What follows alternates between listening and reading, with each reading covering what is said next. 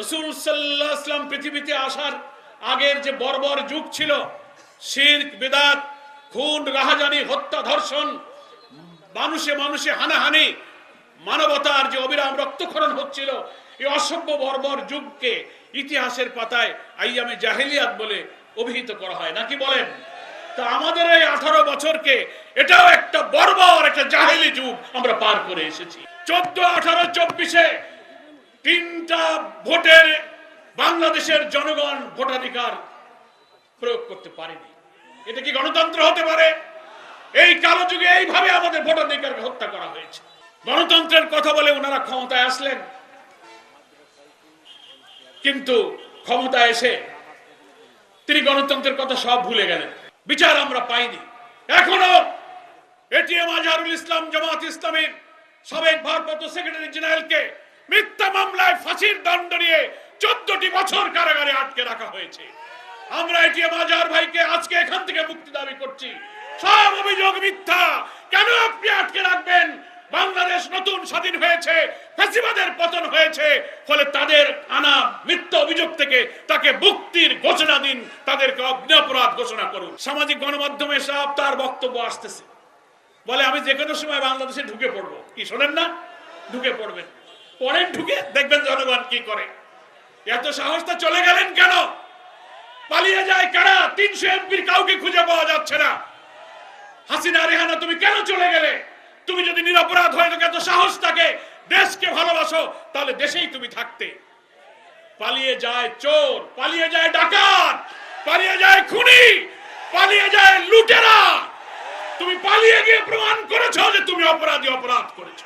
যে ট্রাইব্যুনালে তুমি নিরপরাধ মানুষকে ফাঁসি দিয়েছো, আল্লাহ তাআলার কি ইচ্ছা সেই ট্রাইব্যুনালেই তোমার নামে এখন বিচার হচ্ছে, ফাঁসির আয়োজন হচ্ছে।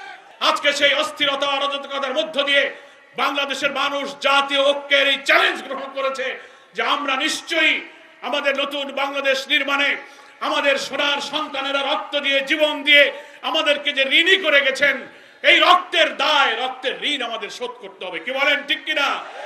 বাংলার লক্ষ কোটি মানুষ যেমন জুলাইয়ের অভ্যুত্থানকে সফল করেছে, ওই আবু সাইদ বুদ্ধের মতো ফ্যাসিবাদের সামনে বুক পেতে দিয়ে ফ্যাসিবাদের পরাজয় বাংলাদেশকে বিজয়ী করেছে।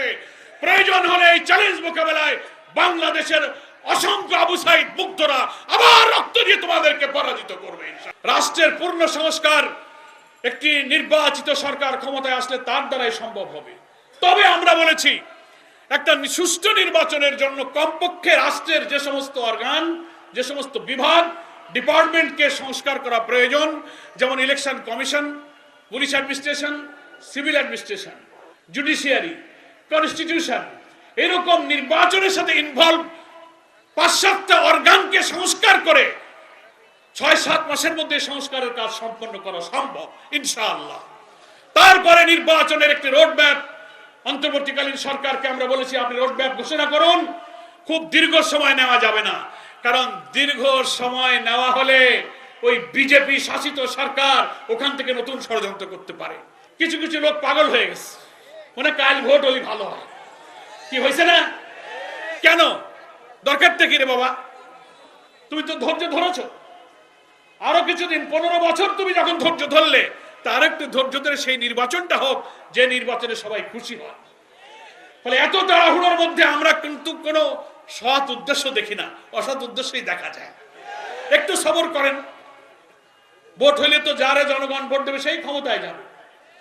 সেই জন্য আমি ফ্যাসিবাদ বিরোধী আন্দোলনে রাজপথে যারা আমরা একসাথে হাতে হাতে মিলে লড়াই করেছি, দল মতের ভিন্নতা থাকলেও সকল রাজনৈতিক দলের প্রতি জুলাই অভ্যুত্থানের যে মূল চেতনাকে ধারণ করে একটি সুষ্ঠু নির্বাচনের প্রশ্নে ভারতীয় আধিপত্যবাদের তাবেদার থেকে বেঁচে থাকার জন্য এটি জাতীয় ঐক্যের যে ডাক আমাদের প্রিয় আমিরে জামাত ডাক্তার শফিকুর রহমান দিয়েছেন, জাতীয় ঐক্যের প্রতি শ্রদ্ধা জানাবার জন্য আমি সকল রাজনৈতিক দল এবং দেশবাসীর প্রতি আহ্বান জানাই।